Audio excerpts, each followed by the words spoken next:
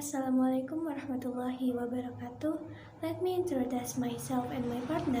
My name is Kibi Nikita Pradila and my partner is Dewi Maria Tulkiptia and Umar Fahrul Razi.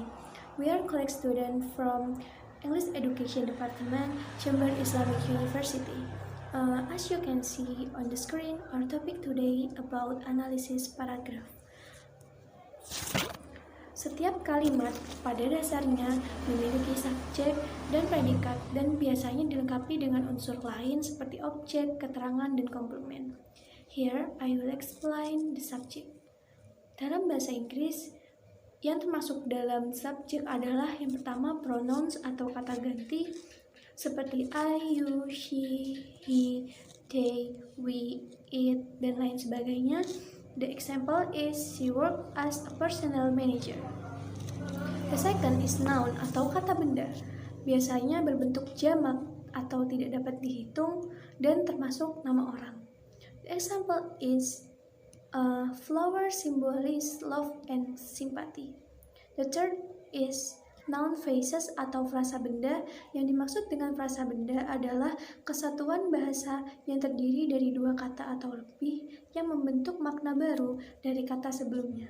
The example is a new method must be tested before being implemented. Yang keempat adalah gerund phrases atau bisa disebut salah satu jenis verbal yang berbentuk dari sebuah verb atau kata kerja yang diberi akhiran ing dan biasanya berfungsi sebagai noun atau kata benda dalam sebuah kalimat. Contohnya adalah the example is smoking may cause lung cancer. Yang kelima adalah to infinitive or to infinitive phrases. Jadi jenis frasa ini biasanya diawali dengan sebuah infinitif, misalnya to atau verb dasar dengan sebuah infinitif dengan diikuti oleh komplement atau modifier atau biasanya keduanya. Contohnya adalah what to teach depend much on the objective being achieved. Yang keenam adalah noun clauses atau klausa yang berfungsi sebagai nomina. Contohnya adalah what to teach depend much on the objective being achieved. Yang keenam adalah noun clauses atau klausa yang berfungsi sebagai nomina. Contohnya adalah why the stars exploded remains a mystery. Maybe that's enough from me. Assalamualaikum warahmatullahi wabarakatuh. Perkenalkan, nama saya Umar Fahrul Razi. Saya akan melanjutkan presentasi dari GB tentang predikat. Apa itu predikat? Predikat adalah bagian kalimat yang menandai apa yang dikatakan oleh pembicara tentang subjek pada bahasa Indo-Eropa. Predikat harus mengandung unsur verb, dan predikat juga dapat diikuti oleh objek dan adverbia. Ya, jadi di predikat ini yang pertama ada to be. To be itu berisikan is, am, are, was, dan there. Contohnya to be itu kata penghubung antara subjek dan predikat. Contohnya Bali is famous for its beauty. Di kalimat ini is lah yang menjadi to be-nya atau kata penghubung dari Bali dan famous. Dan I'm a member of staff at State University of Yogyakarta. Di sini juga I'm menjadi a member, menjadi penghubung kata member. Ya, dari contoh-contoh di atas dapat disimpulkan bahwa to be itu dapat diikuti oleh kata sifat atau adjektif, kata benda atau noun, frasa preposisi atau prepositional verbs atau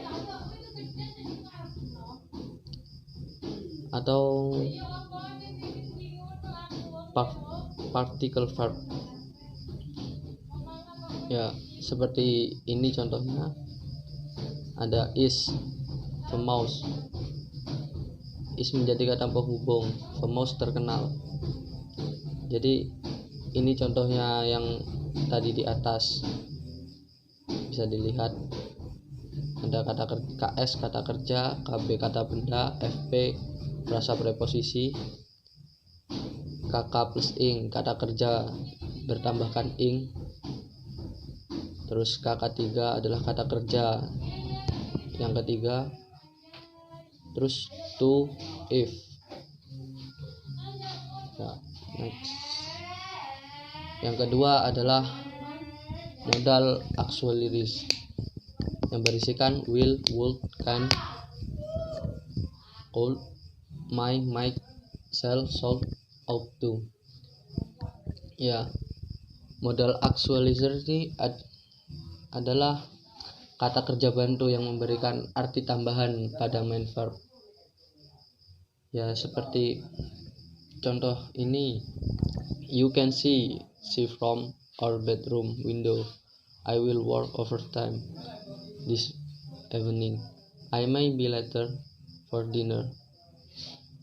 Perlu dicatat bahwa modal auxiliary itu selalu diikuti infinitive, yaitu di atas, maaf saya lupa untuk menggarisbawahi, yaitu adalah modal auxiliary-nya adalah can, dan yang kedua adalah will. Terus pada urutan nomor 3 ada have, has, dan had sebagai auxiliary verb. Di poin nomor 3 ini hampir sama dengan poin nomor 2 karena sebagai kata penghubung. Ya, di sini diberikan contoh, the rich man has some large house.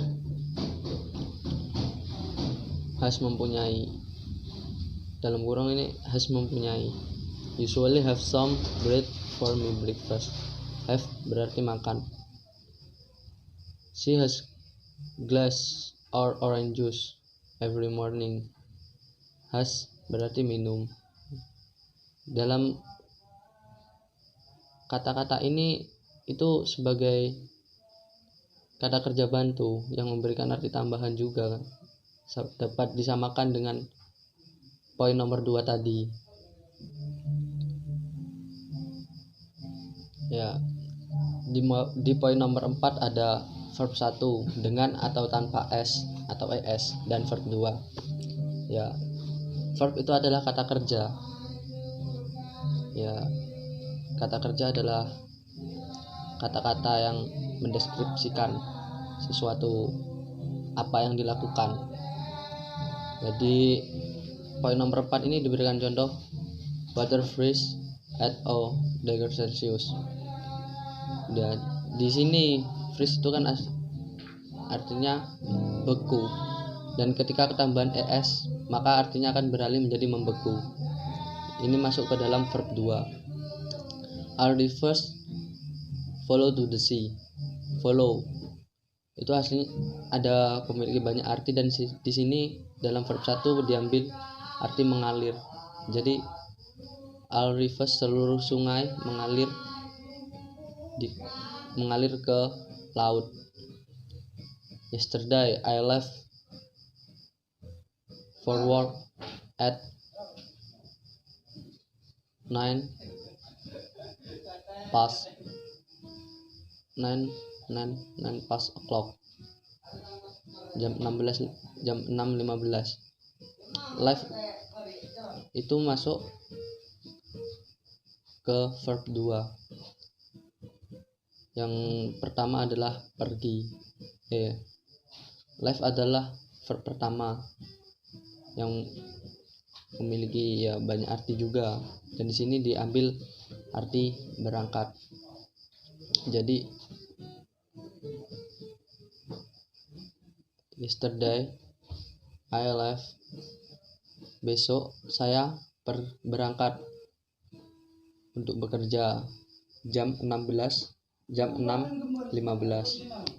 Jadi seperti itu, mungkin akan saya lanjutkan kepada sahabat. saya selanjutnya. Assalamualaikum warahmatullahi wabarakatuh. Perkenalkan, nama saya Dewi Madatul Kiptia. Di sini saya akan mempresentasikan tentang information atau keterangan. Keterangan sendiri terbagi menjadi 10. Yang pertama, adverb of time atau keterangan waktu. Misalnya dalam kalimat the ship is leaving tomorrow. Di sini adverb of time-nya adalah tomorrow. Selanjutnya adalah description of place atau keterangan tempat. Misalnya dalam kalimat there are a variety of plants and flowers in the garden. Di sini description of place-nya adalah in the garden. Nomor 3 adalah description of the reason atau keterangan cara. Misalnya dalam kalimat the match was cancelled because of the rain. Keterangan caranya adalah because of the rain. Nomor 4 adalah description of the way atau keterangan cara. Misalnya dalam kalimat the ballerina danced beautifully. Di sini description of the way-nya adalah beautifully. Contoh lain adalah the girl came to the hospital bringing some flowers. Kalimat the girl came to the hospital bringing some flowers adalah bentuk penggabungan dari dua kalimat, yaitu the girl come to the hospital dan she bought some flowers, di mana peristiwa come dan brought terjadi bersamaan waktunya. Nomor 5 adalah frekuensi description atau keterangan frekuensi. Biasanya ditandai dengan kata often, never, atau always.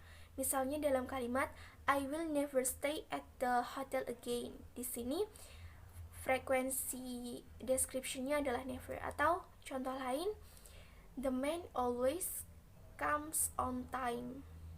Frekuensi description-nya adalah always. Nomor 6 adalah effect description atau keterangan akibat. Misalnya dalam kalimat I was such a beautiful day that we decided to go for a picnic. Di sini effect description atau keterangan akibatnya adalah that we decide to go for a picnic. Nomor 7 adalah description of the requirements atau keterangan syarat. Misalnya dalam kalimat if prices are low, people will buy more. Di sini description of requirements atau keterangan syaratnya adalah if prices are low. Nomor 8 adalah concession description atau konsensi. Misalnya dalam kalimat in spite of all our efforts we failed. Di sini keterangan konsensi atau concession description-nya adalah in spite of all our efforts. Nomor 9 adalah description of comparison atau keterangan perbandingan. Misalnya dalam kalimat my cousin is younger than me. Sepupuku lebih muda daripada saya. Terakhir adalah description of purpose atau keterangan tujuan. Misalnya dalam kalimat I come here to study. Saya datang ke sini untuk belajar. Di sini keterangan tujuan atau description of purpose-nya adalah to study. Terima kasih. Wassalamualaikum warahmatullahi wabarakatuh.